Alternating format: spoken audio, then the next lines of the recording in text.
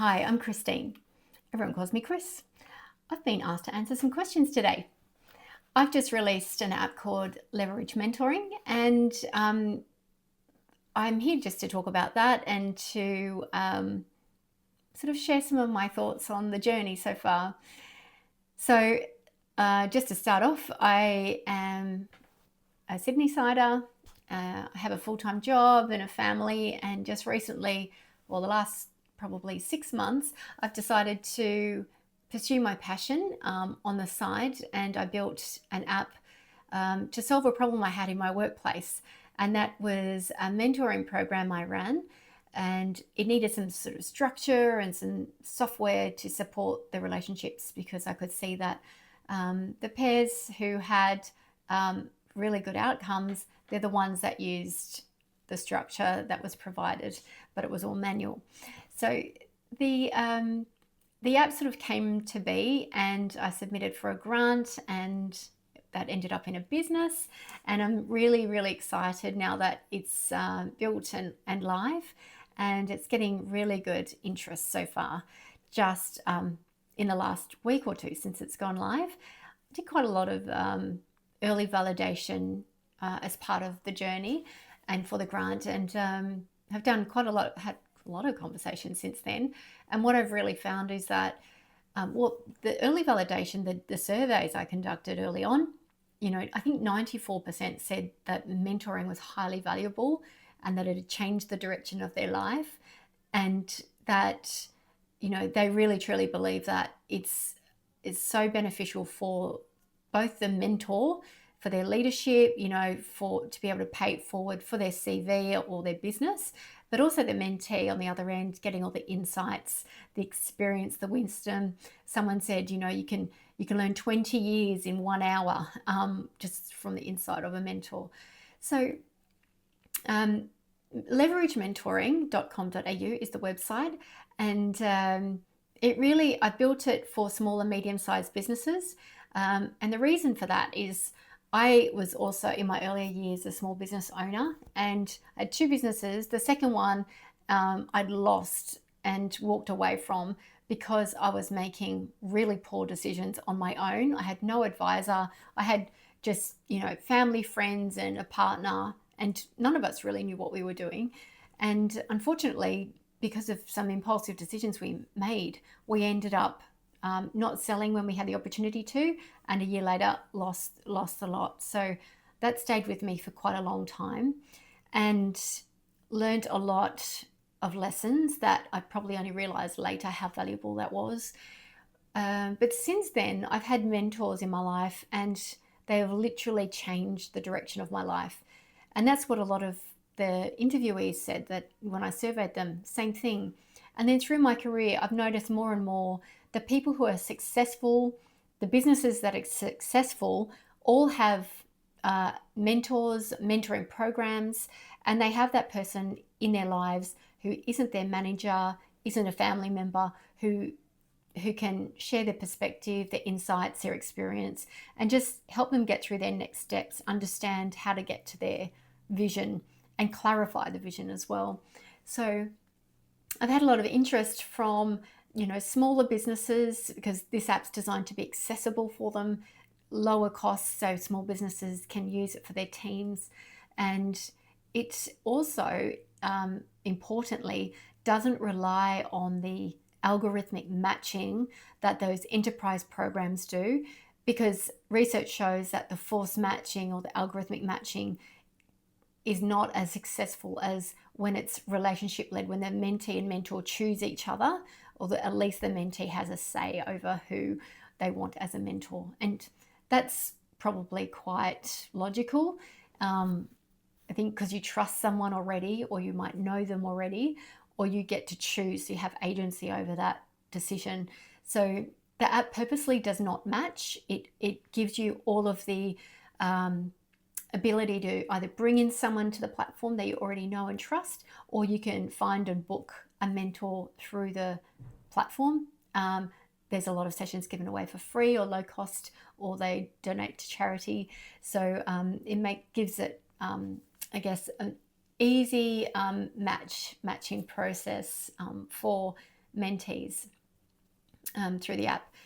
So, so far so good. It's been 4 or 5 months of me building this at night after a full-time job, and though it doesn't feel like work, I've been loving it and loving the conversations and meeting people, other founders who are going through the same journey, and I'm just like in awe of basically what's possible now in this world with all of the technology that we have at our fingertips and the connections, the networks, and all of these great communities popping up everywhere. And Matt Ainsworth and Sky I met through one of these communities, and he's been very helpful to me, adding a lot of value, and I hope that I can in turn add value as well. So it's all about helping out each other. The beauty of life. Okay, first question. Are you avoiding AI, somewhat into AI, or all in AI? And I have to say, probably all in. And the reason I say that is it's just incredible, slightly scary how smart and incredible. I think we do have to put some guardrails around AI to make sure that it doesn't harm humans, because it's certainly much smarter than a human. I'm loving Claude Fable, and I use Fable with Lovable to build the platform along with all the other integrations and plugins like Superbase, Resend, Stripe for payments. I'm also dabbling in Cowork, and I'm considering OpenClaw and Hermes working together as I grow my business and I need some support with having my own agents to do the mundane tasks. So that's next on my list, and excited to start that journey. On the other hand, though, I'm a really firm believer of having an authentic voice, and particularly social posts. I literally, my brain turns off as soon as I see something that even looks like AI. So I really, really value that authentic voice and posts that are written by a human. And I don't think AI should ever take that away. I mean, it's helpful to help guide that, the channels and the strategy. But again, I think when even the best AI can't really stand in place of a human voice in that sense. So I do really admire and always comment when people are not using AI to write their posts. I think it builds a lot of trust. Next question, what's the hardest part for startups that want to go beyond their borders? I think it's good to have when you start the business, to set it up with the vision, if you have that vision of going outside of Australia, to set it up that way. If it's not too much extra effort, it's probably more beneficial than trying to reverse engineer it, particularly with payments or compliance or your channels or product manufacturing, whatever you do. If you want to go overseas eventually, good to sort of consider that through the journey. And with I do firmly believe, though, that there's no point trying to do that unless there's traction here. It needs to be proven model and lots of customers using it, very stable, systems. If you have either technology or how you produce your product, having lots of standard operating procedures so that you can copy and paste it. And as you scale, it's not going to be overwhelming and unreliable, because you want that product to be the same and consistent wherever you go, whether it be in Australia or overseas. So getting the product right here first before entering different markets, I think, is very important. And I think starting with markets that might be similar to Australia, New Zealand, UK, Canada, I've heard, and possibly Singapore, and then gradually building up from there. If it's a product that's going to explode everywhere, it will anyway, and probably very hard to manage the growth if it's that popular. But generally, most people would have the experience where you'd have to get really understand that market, have someone on the ground who knows what they're doing, who's done a similar thing before, or understands the culture, understands the government compliance, understands the societal trends, or the policies, what competition there is there. And if it's in a different language, you'll want to have a really good understanding of any translations or any impacts to your product because of the different language. So yeah, I think it's finding someone who can support you on that process, who's on the ground, is a great idea. And I think if you're in technology, like leverage mentoring is, using things like Stripe, which has got global payment rails, time zone aware, scheduling, the cloud infrastructure that can, be global. It won't stop you from scaling quickly when the time comes.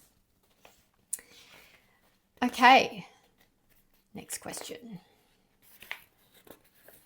What is the next question? Where can people usually find me? They can usually find me at work. I'm a customer experience manager. I have a large team who I love, and I love my job, so I give it 100% when I'm there, but I also love switching off and coming home. Then I usually head to the dog park with my Moose. He's a Vizsla and he's my best bud. We usually either go for a walk or go to the dog park and catch up with our dog park friends. Otherwise, I'm sort of hanging with the family or I'm in the office. So kind of busy life, actually. I do love to get out and socialize. It kind of gives me a lot of energy, and particularly with the founding community. They are such a great bunch of people, all going through the same challenges. Sometimes helps you get perspective on the whole picture. It's like, oh, it's a bad week, but it's okay. It's just 1 week. Next week might be better. Then, you get hints and tips and lots of support from different networks. So I love that about the founding community. The conversation's always great. And otherwise, I'm usually at, you can find me on my LinkedIn profile, which is Christine-Kulatunga, or at hello@leveragementoring.com.au, my email address if you want to reach out. And I'm more than happy to help with anything that I can offer help with. Next question. What's one thing people find surprising about you? Honestly, I have a very stable life, and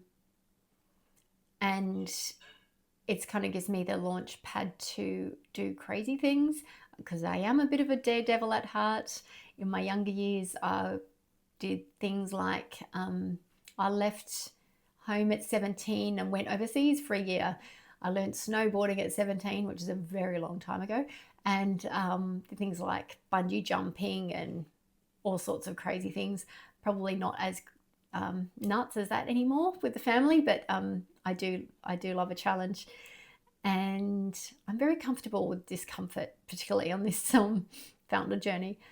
What I don't like, and I know probably controversially, but I know everyone's into ice baths at the moment, but that's like my worst nightmare. Give me a sauna any day of the week over an ice bath. So that's just my 2 cents on that. Okay, next question. How can you help others in the community, and what do you need help with currently? Well, I'm very, very happy to help anyone who needs help in things like leadership. I've led larger teams for at least 20 years now, and mostly in customer experience and customer strategy. I've also been involved with lots of digital transformations, that, change management, and quite a fair chunk of journey mapping, UX, and just understanding impacts to internal stakeholders and customers as well. So happy to share what I know if anyone needs help in that area. I can also help with, on the Leverage Mentoring app, there is a section where expert mentors are listed, and mentees can either bring a mentor in that they know, or they can find and book one of the expert mentors. And those mentors, they can list a fee for a half an hour or 60 minutes, and they can choose to, most would charge, some might donate to charity, some might offer a free session once in a while. But it's also a good way for people with lots of experience who might like to earn a bit of income on the side, who'd like to pay it forward, and also give their business a bit of positive exposure, great PR to show that you're mentoring and available for mentoring. So if you are interested in that, please reach out. We have got the founding mentor cohort just opened, and we're looking for experienced mentors, subject matter experts, successful coaches who can also support mentees in getting, I guess, clear on their direction and how to get there. So it doesn't have to just be mentors, but I can certainly support in that area if you'd like that opportunity. What I need is, currently I've just released the app. I'm looking for customers. I'm looking for individuals who'd like to try the app, and I'm happy to give away free, there's 14 days free trial, but I'm happy to extend that. And I'm also looking for small teams who'd like to trial this, teams of 5, 10, 25. Again, happy to use it as a pilot or a case study and get feedback in exchange for a discounted fee or free platform access for a limited time. And for mentors who are interested, of course, just reach out as well. Looking for all of those three. Okay, if given an opportunity to talk about the why I built Leverage Mentoring, as I mentioned earlier, I had 2 businesses. The second one, we were making really poor decisions impulsively, and particularly me. I still got scars from this, but I was making really big decisions without getting advice, apart from family and partners and maybe an accountant here and there, but no one really who had been in a situation who could give me some perspective or ask some good questions. We ended up losing that business, and it stayed with me for quite a long time. I learned a lot, but I wish in hindsight I'd had a mentor or someone who could give me a different perspective and help me understand next steps or different options that I could have gone down the path of, instead of just thinking it was one option. And then when we moved to New Zealand, and then I had a fantastic mentor there in my workplace, and she literally changed my life. She gave me so much confidence because I had a lot of skills at a young age, but I didn't realize. And so she helped me develop them, helped me understand what I was capable of.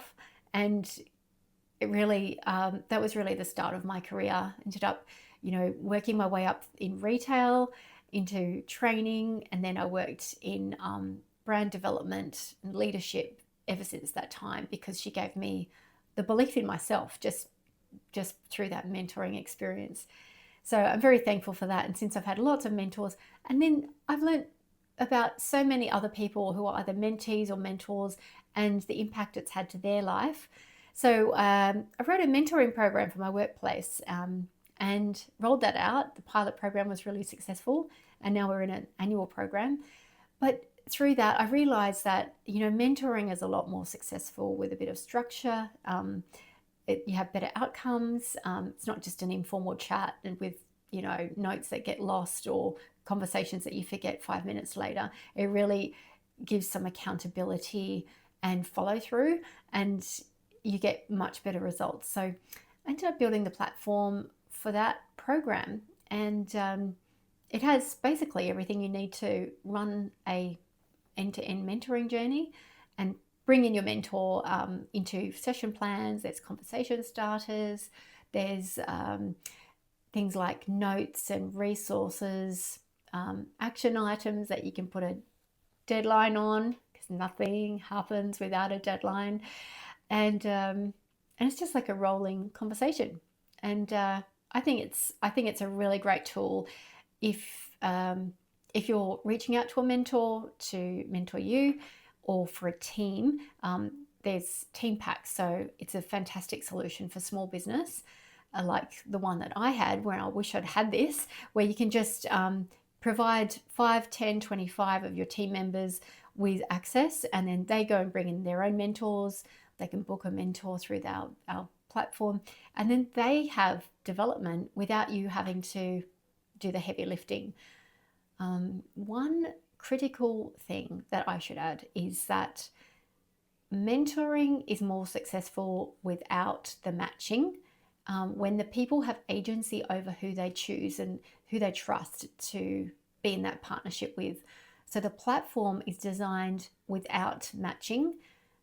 You choose your own mentor from your network. We help you reach out to them, bring them in, or you can find and book one through the platform, and then there's lots of information, background and bios, and you can also request to have an initial chat, just to make sure that you're a good match, and then you'll basically have full agency over who your mentor is, or who your team's mentor. They choose their own mentor, so and then they just go from there. They can meet as little or as often as they want, and continue that journey themselves. And the team dashboards are, shows you who's engaged, what they're doing, without breaching confidentiality. You get a great dashboard, so you can also show return on investment and what's going on without having to do the development yourself, which is brilliant. And one more question. Oh, yes. If I'd like to, I guess, extend to anyone who's listening to this a 3-month free access to leveragementoring.com.au. You can just contact me and I'll give you the promo code to enter. You get 14 days free trial anyway, but I'd love your feedback. And the more people using the platform, also the more I can iterate it, and you can help me make it better, hopefully. I'm really looking forward to adding value to as many people as I can, and as businesses as I can through the app. So I think that's it. I've got a few other quotes on the mentoring stats, like mentoring increases productivity of your team by 30%. Australian employing businesses, they have, I think, 4 in 10 don't make it past year 3, but mentoring is proven to increase productivity by 30% and profitability by 25%. So, it's a very easy lever to give yourself the best chance to, be a successful business. It improves retention by 50%, and 9 out of 10 employees are happier with a mentor or in a mentoring program, and much more engaged at work, which is great news, particularly for small businesses. And the cost of losing a team member, which is really interesting, is, I would have thought maybe, 10, 20,000. It's actually up to twice their annual salary when you account for recruitment costs, onboarding, training, lost productivity, and the impact to the rest of the team. It's a significant cost to particularly a small business. If you're thinking about replacing someone valuable, it might be $100,000, $150,000, $200,000. That's really just off your bottom line. So the cost of leverage is, I think, $19.95 a month per team member. So I think I worked it out, it was to be around 1,000 times cheaper for one team member to have mentoring through leverage as opposed to losing them. So it's a bit of a no-brainer, really.